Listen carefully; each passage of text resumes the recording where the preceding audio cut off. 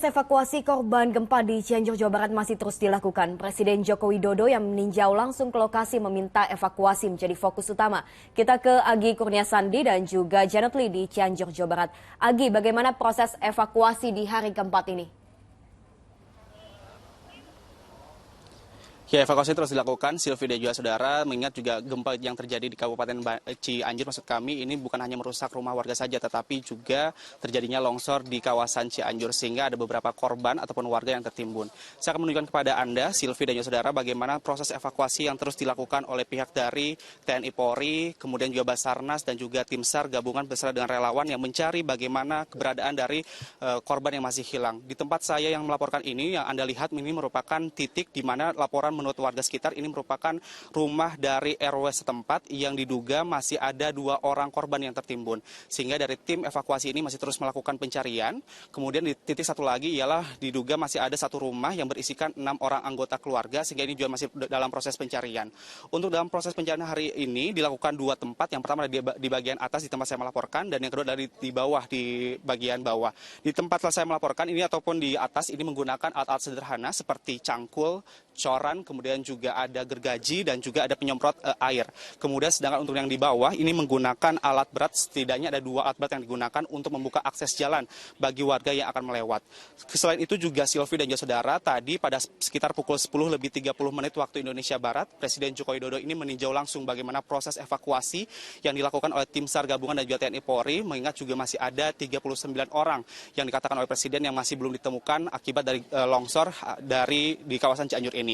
Tadi juga Presiden Joko Widodo menegaskan ada 2 hal yang poin penting yang disampaikan kepada awak media dan juga kepada tim yang bertugas di lapangan. Yang pertama ialah meminta agar proses evakuasi orang hilang ini menjadi prioritas utama dan menjadi yang hal penting harus segera diselesaikan.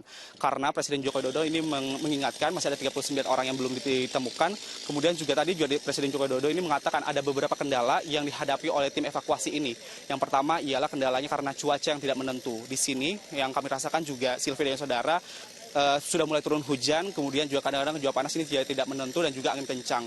Ditambah lagi adanya gempa susulan yang terus terjadi. Inilah yang harus diperhatikan oleh tim evakuasi, ditakutkan nantinya akan membahayakan tim evakuasi pada saat mencari korban hilang.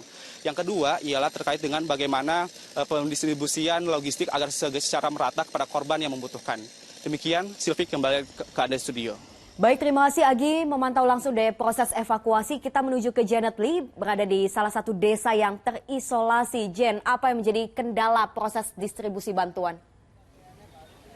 Ya Sylvia, akses jalan menjadi salah satu faktor mengapa bantuan untuk korban gempa ini sulit untuk sampai di tempat kami melaporkan. Karena dari tadi perjalanan kami pun untuk sampai ke lokasi ini butuh waktu yang cukup panjang. Karena jalanan yang kami lewati mayoritas seperti ini, kondisinya curam, terjal dan cukup licin.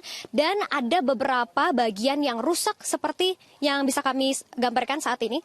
Berlubang karena faktor dari guncangan gempa yang terjadi pada hari Senin lalu. Sehingga membuat jalanan ini hanya bisa diakses oleh kendaraan roda 2 ataupun kendaraan pribadi roda 4. Namun dari yang kami pantau hari ini, Sylvia dan juga saudara, ada beberapa bantuan yang sudah mulai berdatangan. Salah satunya adalah bantuan dari Polri yang langsung diserbu oleh warga ketika tiba di lokasi ini. Dan untuk tenda pengungsian sendiri kondisinya saat ini sedang dibangun oleh para relawan dan juga bekerja sama dengan masyarakat setempat karena banyak sekali tenda-tenda swadaya atau mandiri yang dibangun oleh masyarakat, namun kondisinya kurang baik ataupun kurang layak untuk dipakai mengingat saat ini curah hujan juga cukup tinggi, cukup deras mengguyur di wilayah ini sehingga mereka khawatir nanti akan ada bencana lain yaitu bencana banjir mengingat tenda-tenda ini berdiri di atas tanah yang masih labil dan juga masih basah. Beberapa keperluan untuk bayi lansia pun masih sangat diperlukan.